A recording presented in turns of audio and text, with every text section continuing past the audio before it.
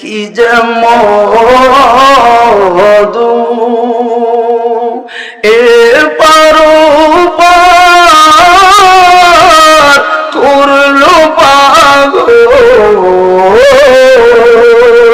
ও নামেতে ধরলে রশি পাবিরে কল্যাণের ধারা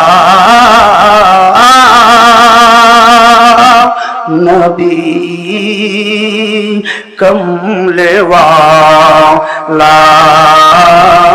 আল্লাহুম্মা সবাই সবাই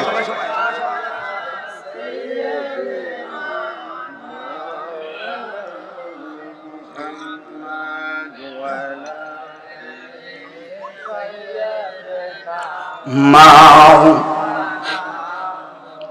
মারখে কাতর হয়ে উঠিলেন পাহাড়ের পর কাতর হইয়া নবী বসিলেন পাথরের পর মারখে কাতর হয়ে উঠিলেন পাহাড়ের পর কাতর হইয়া নবী বসিলেন পাথরের পর পাথরকে ডাকিয়া বলে গোপনেতে পরোয়ার তোলার মতো নরম হও নরিছে নারে খবরদার বেয়াদবি করিও না ইনি রাসূল আল্লাহ মদিনার বুলবুল নবী রাসূলুল্লাহ আল্লাহুম্মা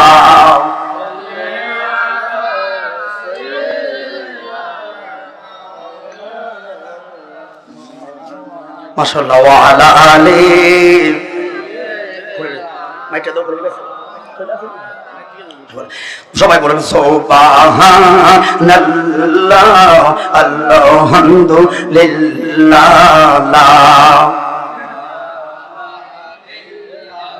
রহমানকে ডাকার ক্ষেত্রে যদি সুবহান শব্দ চলে আসে ওই জায়গায় মনে করবেন একটা মজার দৃষ্টান্ত থাকে আল্লাহ পাক সুবহান দিয়ে আশ্চর্যজনক ঘটনা আপনার কল্পনার বাহিরে কিন্তু ঘটনা সত্য ওটি হলো সুবহান কথা বলা ঠিক না বেঠে যেমন মেরাজকে দিয়ে আল্লাহ পাক বুঝাইছেন কেন আগে দিয়েছেন সুবহান এই জন্য এটা অকল্পনা হলো সত্য কারণ আল্লাহর কালাম এই জন্য বলেন সুবহানাল্লাহ আলহামদুলিল্লাহ লা ইলাহা বলুন সুবহানাল্লাহ আলহামদুলিল্লাহ লা ইলাহা ইল্লাল্লাহ বলুন লা ইলাহা ইল্লাল্লাহ লা ইলাহা ইল্লাল্লাহ বলুন লা ইলাহা ইল্লাল্লাহ লা ইলাহা ইল্লাল্লাহ সুবহানাল্লাহ আলহামদুলিল্লাহ লা ইলাহা ইল্লাল্লাহ বলুন হাসবি রাব্বি জাল্লাল্লাহ মা ফি কলবি সবাই আমার হাসবি রাব্বি জাল্লাল্লাহ মা ফি কলবি গায়রুল্লাহ মুহাম্মদ সাল্লাল্লাহ বলুন নূর মুহাম্মদ সাল্লাল্লাহ লা ইলাহা ইল্লাল্লাহ সুবহানাল্লাহ আলহামদুলিল্লাহ লা ইলাহা ইল্লাল্লাহ তোমারি জিকিরে পড়ে অবাক হই কেমন করে খোঁজে না পাই কোনো শুকুর গুজার দয়াল আল্লাহ সুবহানাল্লাহ আলহামদুলিল্লাহ লা ইলাহা ইল্লাল্লাহ। কেউ জিকির করতে খারাপ লাগছে না? আল্লাহ জিকির কত ভালো আনন্দ লাগবে। আপনারা এক একজন যে রইছেন, আহা সব জায়গায় কিফরত করলে বাবা রহমানের জিকির কিফরত কইরেন না। অনেক সময় শান টান এটা গায়। উদ্দেশ্য যদি থাকে আমার শানে আপনি উদ্বুদ্ধ হয়ে আল্লাহ জিকির করেন, তোর তো মন্দ নয়। উদ্দেশ্য যদি থাকে ভাত পারে ভাইরে, তাহলে আপনার লাগবে না গজব, আমার জন্য এমনি চলে আসবে। কথা বলা ঠিক না বেরে? তাহলে চাইছিলাম না জিকির কথা, আমরা জিকির লাগবো আমার তো বলুন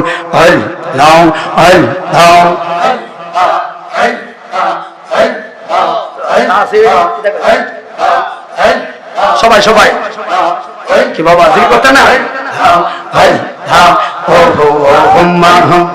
মাওলা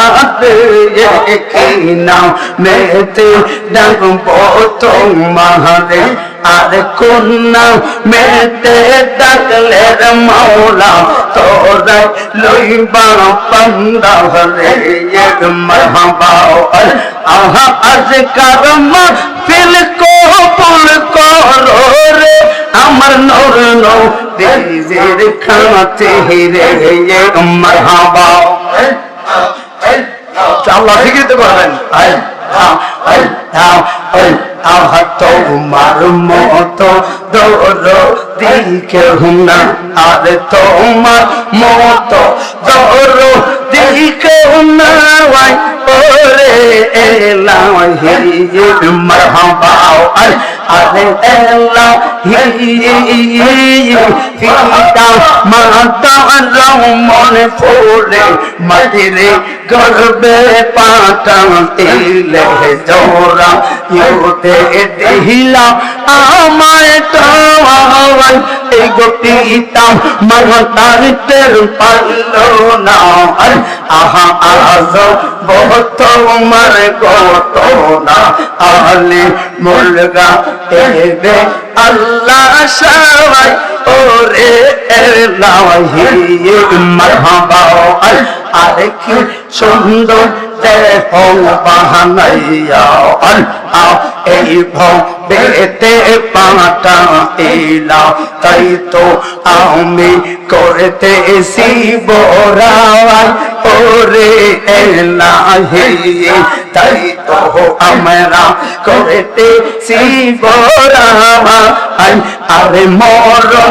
কথা স্মরণ হয় না আরে মরণ কথা স্মরণ হয় না চির দিন কেউ বেশে রয়ে না আর কোন দিন জানে আমি মইরা যাই ওরে এলাহি আর গলমোহন এবা আর বাবিলি না তো হইব রে মরণ আহটা একদিন আজরাতিলে আর সরি দিব তাহিরের গলে কাজিরা লইব সোনার জীব মনরে আরে বন্ধু বান্ধব আমাদের যত জানা যায় যাবে শত শত আল্লাহ গহরে কেউরে যাবে না মনরে মারহাবা। মাশাআল্লাহ সবাই জিকির করেন, ওয়াজ শুরু করেন।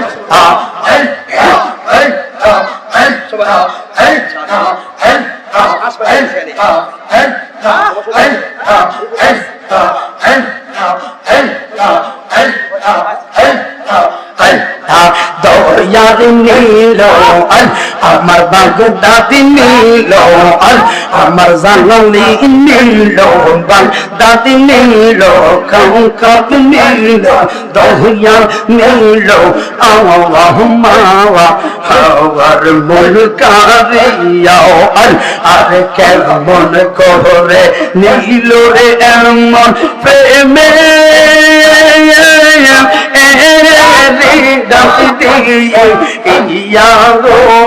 মারহাবা আল্লাহ আল্লাহ চোখে রাম রাম হইলে রে দয়াল যায় না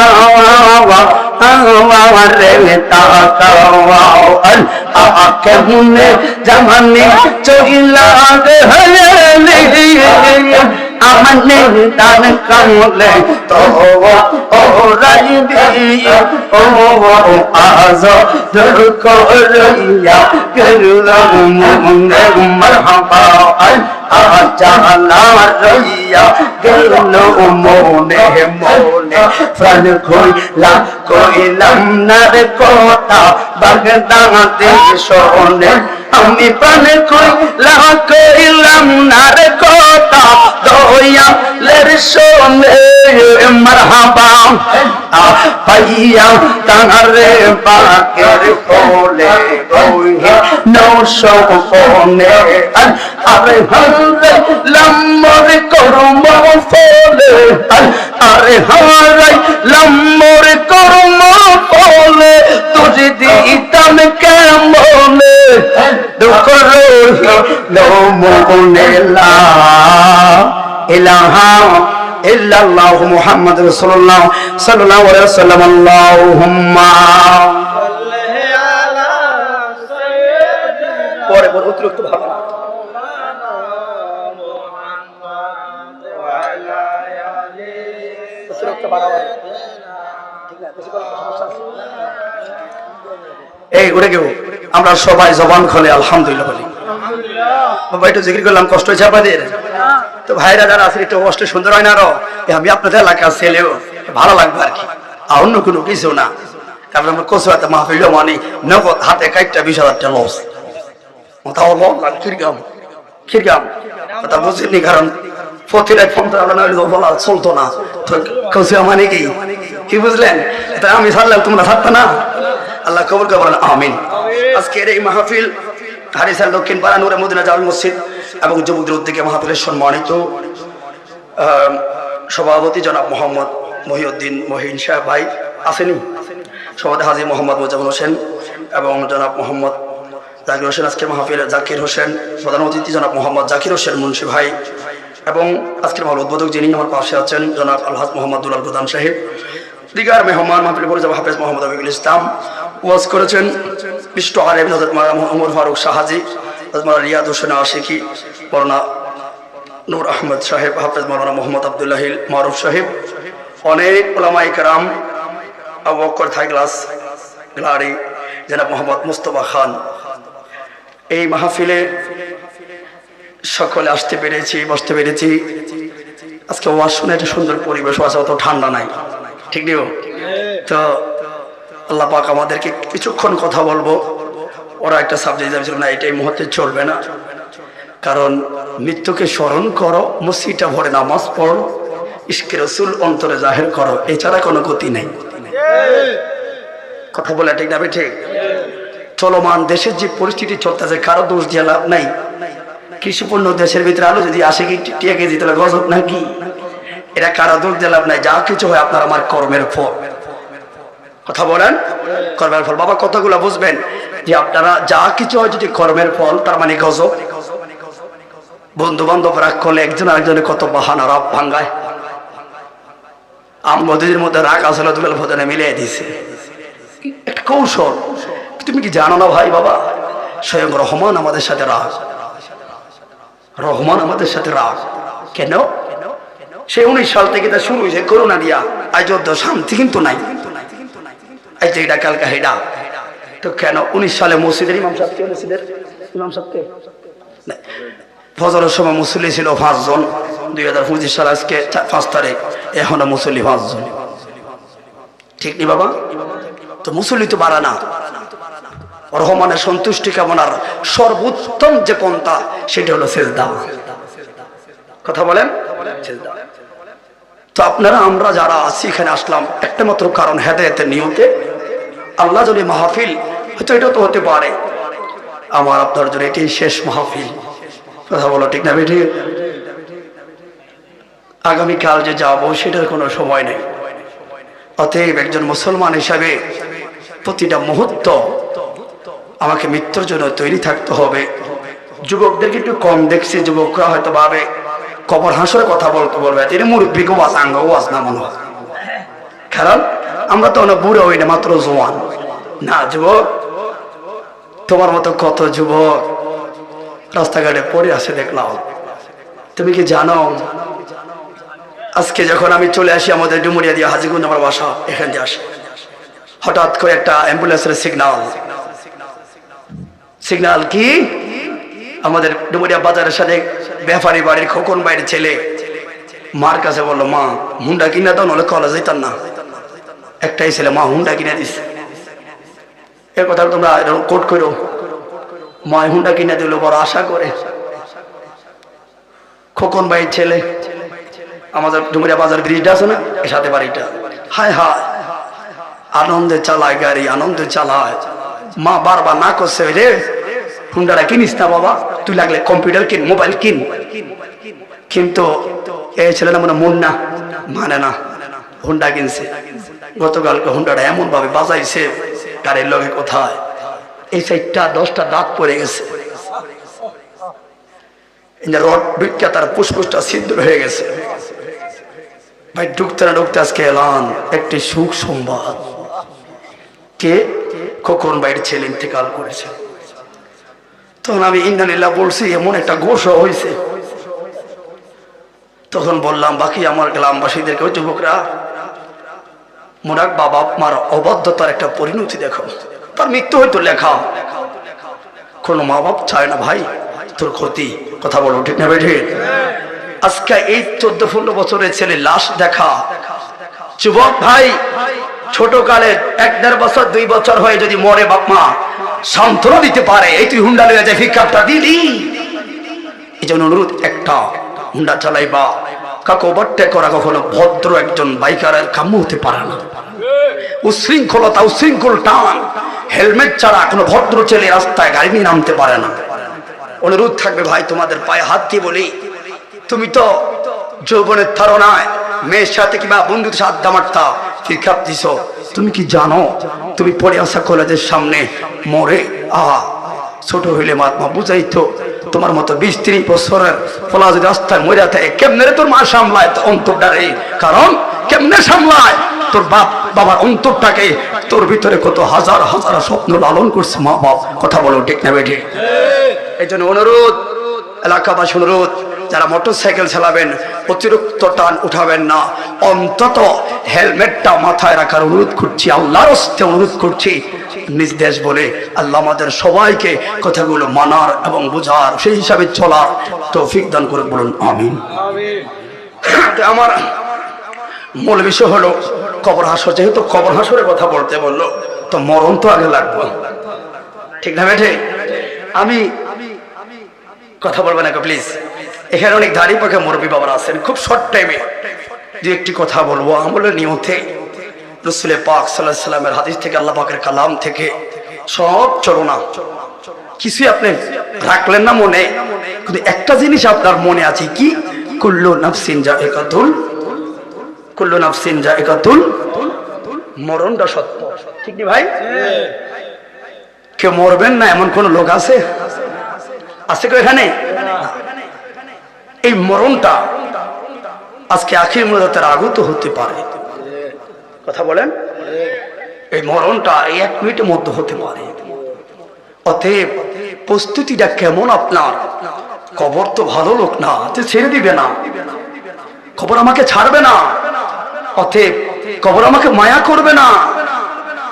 অতএব পুঞ্জিটা কেমন একটু যাচাই করুন। আর একটা কথা শুনুন, যদি ভালো লাগে একটু আমল করার চেষ্টা করবেন। আমার উদ্দেশ্য হলো ফিল্লাহ, আল্লাহর রহমতে আপনি আপনাকে ভালোবাসবো আল্লাহর জন্য, নবীর জন্য, আপনাকে ঘৃণাও করবো আল্লাহ নবীর জন্য, আপনার জন্য জীবন দেব আল্লাহ নবীর জন্য, আবার আপনার বিরুদ্ধে তরবারি ধরবো আল্লাহ নবীর জন্য। কথা বলো ঠিক না বেঠে?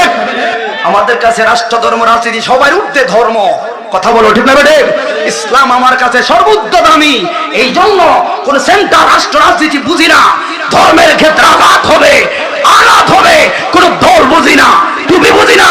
লা ইলাহা ইল্লাল্লাহর স্লোগানে সকল মুসলমান ঐক্যবদ্ধ হলে এই দেশ নাস্তিকদের আক্রায় যেতে পারে না। হাত তুলে বলো ঠিক না বেঠে? আল্লাহু আকবার।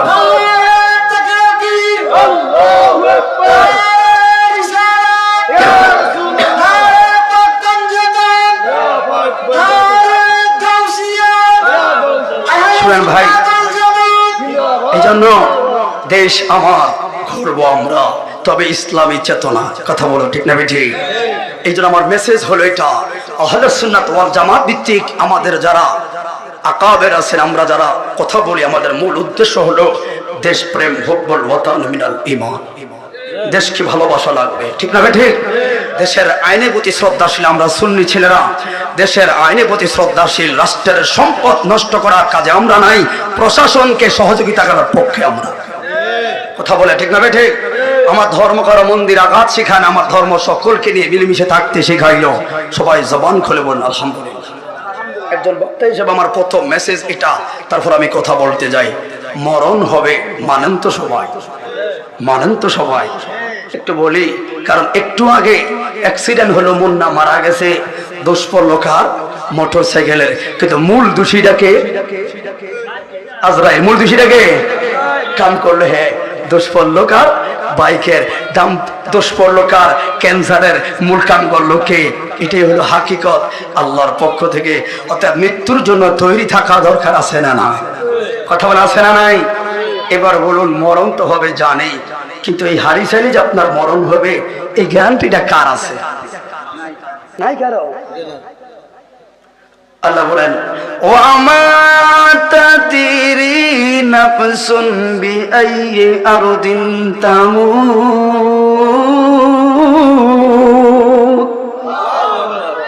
শরীর খারাপ হবে, সবরা বলে করে দিন, টানান তো দেখার মতো। কোন জায়গায় তোমার মরণ হবে তুমি কিছুই জানো না। কথা বলা ঠিক আছে? এই জন্য সর্বক্ষেত্রে মরার জন্য তৈরি থাকা দরকার আছে না নাই? কসুবার বাবা, হারি ছেলের যুবকেরা প্রাণ ভরে শুকুন এই জন্য আদায় করলাম গো, 750 কোটি মানব সম্প্রদায়। কেন আগে কচুয়ার ছেলে হিসাবে কেন এই কথাটা আগে টানলাম? মাথা রাখবেন, আগে আমাকে মানুষের চেতনায় মানুষ হওয়া লাগবে। আমি বললাম যেহেতু এলাকা আসলে আমাকে সাবজেক্ট দিব না, খবর হাসর ঠিক আছে, কারণ আমার সমাজে কিছু দুঃখজনক কথা আমার বলা লাগবে। কারণ মুরব্বীর মতো বাবা শুনলাম চায়ের দোকানে সমালোচনা করে, ঠিক ঠিক নেই? ও বাবা এখন মাহফিল চলে গো, অনেক বাবারা এখনো ডাইল খায়, চাল খায়, বিড়ি টানে। মুরব্বী বাবা চায়ের দোকানে আছে না নাই? হেলায় হেলায় জীবন শেষ। আবার একজন মানুষ আর একজন মানুষকে সমালোচনা তো আরো আছে আছে, ঘৃণার চোখে দেখে অথচ মুসলমান, হিংসার মধ্যে নামে অথচ মুসলমান, প্রতিহিংসার পাহাড় অথচ মুসলমান। আমার নবী বলল, উম্মতেরে ইন্নামাল মুসলিমুনা ইখওয়াতান, প্রেমের বন্ধনে বাইন্ধা গেলাম। ইসলাম ধর্ম বিচ্ছিন্নতা চায় না রে। একজন মুসলমান আর একজন মুসলমানের হিংসা তো দূরের কথা, মানবতায় কাছে তোমার রাখতে হবে। কালো হোক, সুন্দর হোক, ধনী হোক, গরিব হোক, প্রত্যেকটা মানুষকে মিলেমিশে থাকার নামই হলো ইসলাম, ঠিক না বেঠে? এই জন্য আমার প্রথম মেসেজ হলো, মানুষকে চেহারাগত কারণে, রাজনৈতিক কারণে, বংশগত কারণে, অর্থনৈতিক কারণে কেউ কাউকে ছোট করে দেখার কোনো সুযোগ আমি এখানে প্রধান বক্তা, তাই বলে যে আমার ভাই থেকে আমি ছোট বলবো, এটা কোনো সুযোগ নাই। কারণ যে এটারে তুমি কালো বলছো গো। আমি কথাটা শেষ করলাম। ঈসা নবী মৃত মানুষ জীবিত বানাতেন, এই ক্ষমতা ওনাকে দিলেন কে? বন্ধুরে, আর আয়াত ধরলাম, মিনহা খালাকনাকুম ওয়া ফিহা নুঈদুকুম। আল্লাহ বলল, তোরে মাটি থেকে বানাইলাম, মাটিতে রাখবো, আবার এখান থেকে উঠাবো। এই তথ্যটা খেয়াল করবেন, তাফসীরের সাথে আয়াতের কেমন মিল পাওয়া যায়। বন্ধু, দিনের বেলায় খারা দুপুর বেলায় দেখলেন একজন মহিলা কি যেন কান্দে গো,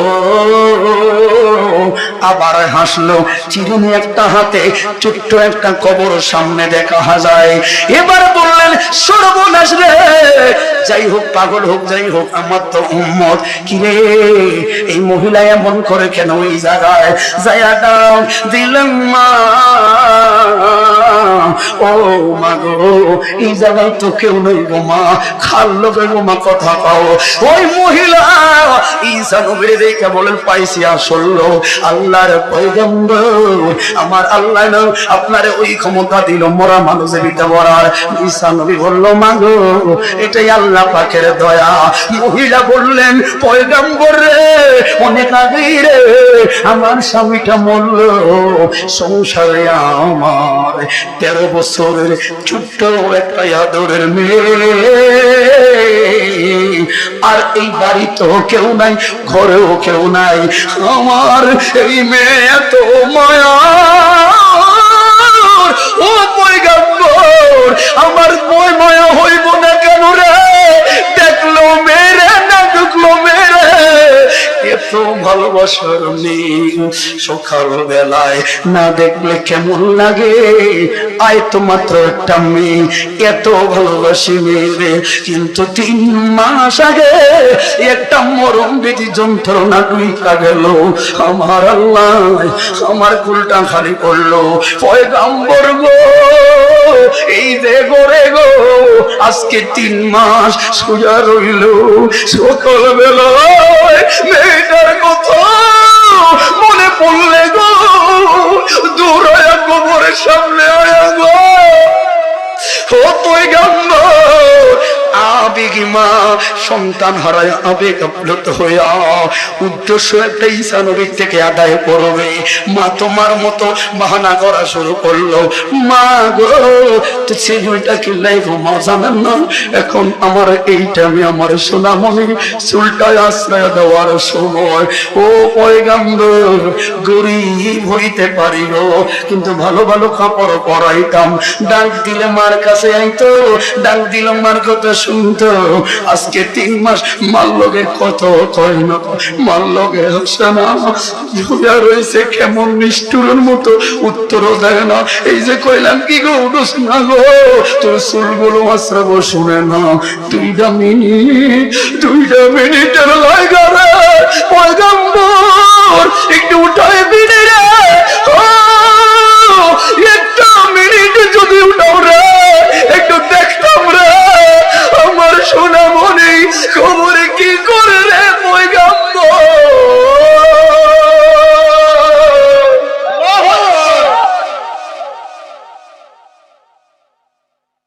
হাইরে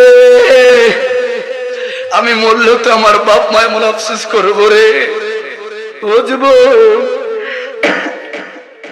কতটা গুছাইয়া দেই এবার। ঈসা নবী বারবার মহিলাটা বললেন হুজুর একটা মিনিট একটু উঠান দেখি না আমার মেয়েটা কি বলে। হুজুর ও ঈসা নবী মহিলাটার আকুতি মেয়ে দেখে মায়া হলেন, কবরের সামনে যায় বললেন কুম বিইজনিল্লাহ,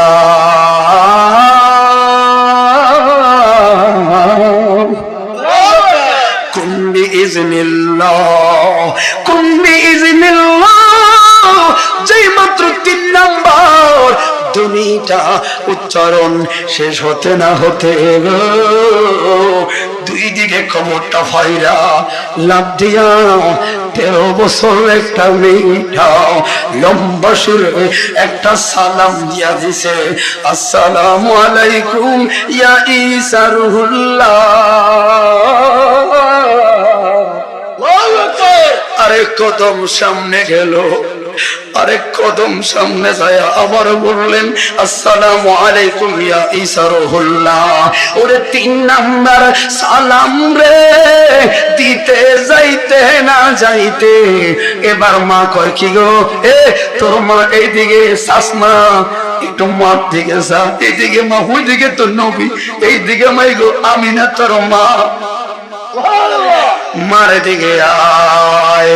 যেই মাত্র মার দিকে চেহারাটা ফিরাইলো, মেয়েটা শব্দ করার আগে বড় মহিলা বললেন, কি গো মা, চুল নিরাইলাম আশ্রাইতাম কালো চুলে মা, 3 মাস আগে রে তোরে যখন কবর দিছি রে মা, তোর ছিল 13 বছরের মেয়ে, কালো কালো কালো চুল। তার সন্তান হলে যেটা ল্যাংলা কানা হয়, ওটার দিকে মার টান থেকে বেশি, আর ওটার দিকে টান থেকে বেশি। সন্তানের জন্য দেওয়া না গো, কিন্তু আমার বেলায় এমন উল্টা কিলাই হইল মা। মা হয়ে আমার কুফলে এত বড় বাড়ি কেমনে মারলি রে মা, এত সর্বনাশ আমার কেন করলি রে মা।